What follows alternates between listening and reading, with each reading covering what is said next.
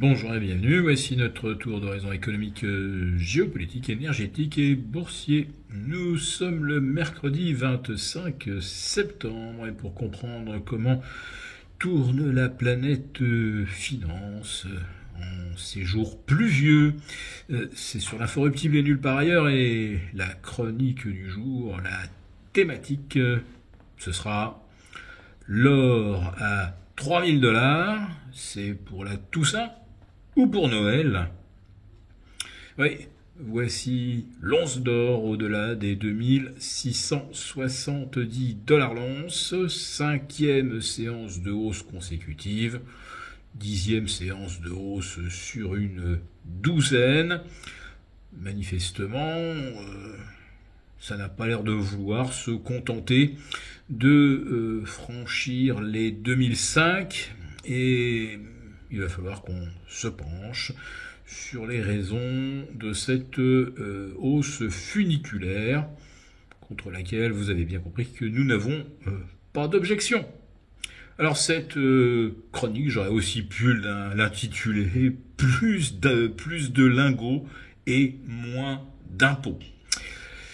Pourquoi ? Eh bien parce que on a bien compris, avec les dernières déclarations des différents membres du gouvernement, que la tâche, c'est combler les déficits. Et on aurait pour cela un petit peu plus de 2 ans et demi pour parvenir à un résultat qui rassurerait nos créanciers. Pour cela, Bercy peut jouer sur un arsenal de 266 taxes et impôts différents touchant les particuliers, les personnes morales, les entreprises et même des institutions publiques. Mais surtout, Bercy aurait mal fait ses comptes, irait en fait entre 350 et 500 impôts et taxes. Autrement dit, on va pouvoir actionner des tas de petits leviers un petit peu discrets, mais qui vont avoir tous comme conséquence, si on les actionne, de réduire le pouvoir d'achat des ménages, des entreprises, voire des entités publiques.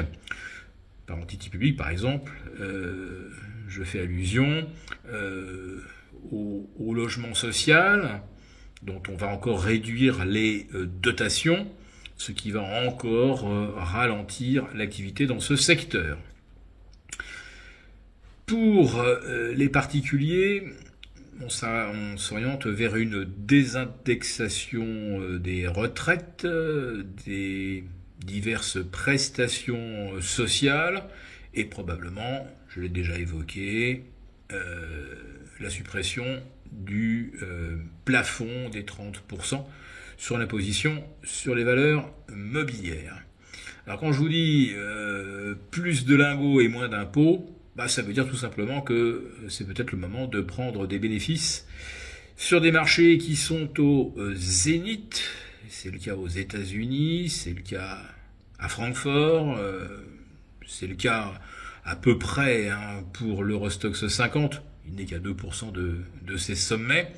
Donc c'est peut-être pas un mauvais moment pour prendre ses profits et puis acheter un petit peu plus de métaux précieux parce que on franchit les uns après les autres des caps techniques capitaux, comme par exemple l'argent qui a donc franchi les 30,5 puis les 31,5 et dont on ne voit plus maintenant quel obstacle pourrait l'empêcher d'aller chercher rapidement les 34. Pourquoi alors flambe-t-il de la sorte ? Regardons d'abord du côté du dollar. Ça y est, c'est fait. Le dollar index a basculé sous le seuil des 100,60.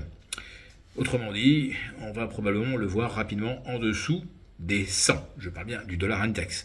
Pour ce qui est de l'euro-dollar, on a franchi, ça y est, les 1,1190. On est maintenant au-delà des 1,1210. Donc on voit que le dollar commence à perdre pied.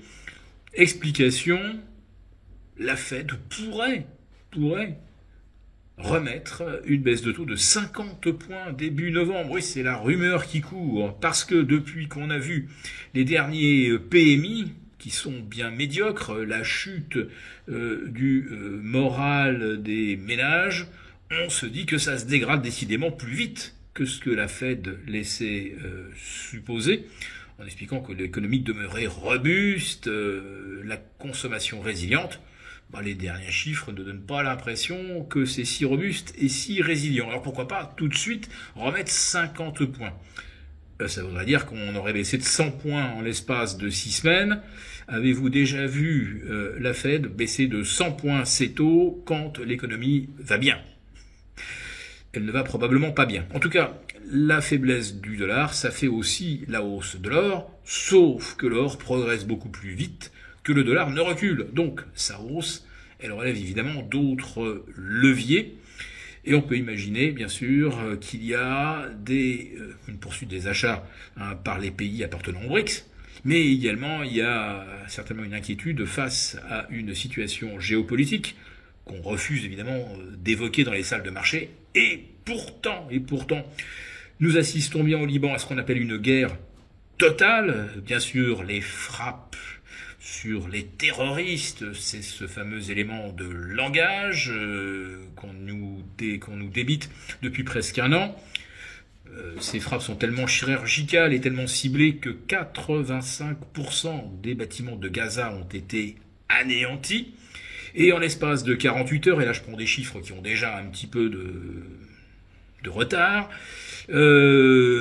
1500 frappes sur le sud Liban, imagine, c'est 1500 frappes avec des bombes de forte puissance, 1500 frappes et 3000 bâtiments endommagés ou détruits, plus des immeubles entiers dans Beyrouth.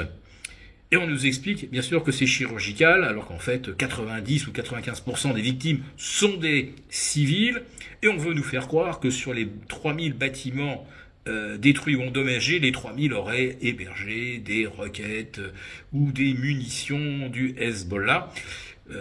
On sait ce qu'il advient. Au bout de quelques semaines, des villes, des régions entières sont complètement rasées, au risque évidemment d'entraîner un embrasement généralisé dans la région. Donc que l'or et l'argent montent dans ces conditions, on peut se demander effectivement si on aura atteint les 3000 à la Toussaint ou à Noël. Pour vous remercier de votre fidélité, vous pouvez télécharger gratuitement en suivant le lien ci-dessous un guide complet sur l'achat d'or physique qui représente un investissement de choix en période économique incertaine et surtout d'inflation. Merci et à bientôt. Merci beaucoup d'avoir regardé cette vidéo. N'hésitez pas à réagir dans les commentaires ou à liker et partager cette vidéo si le contenu vous a plu. Et pour ne rater aucune de nos prochaines émissions, vous pouvez vous abonner à notre chaîne et activer les notifications. Et pour plus de contenu, n'oubliez pas que le dernier rapport rédigé par nos experts est accessible en cliquant sur le lien de description. On se retrouve tout de suite dans les commentaires et je vous dis à très bientôt pour une prochaine vidéo.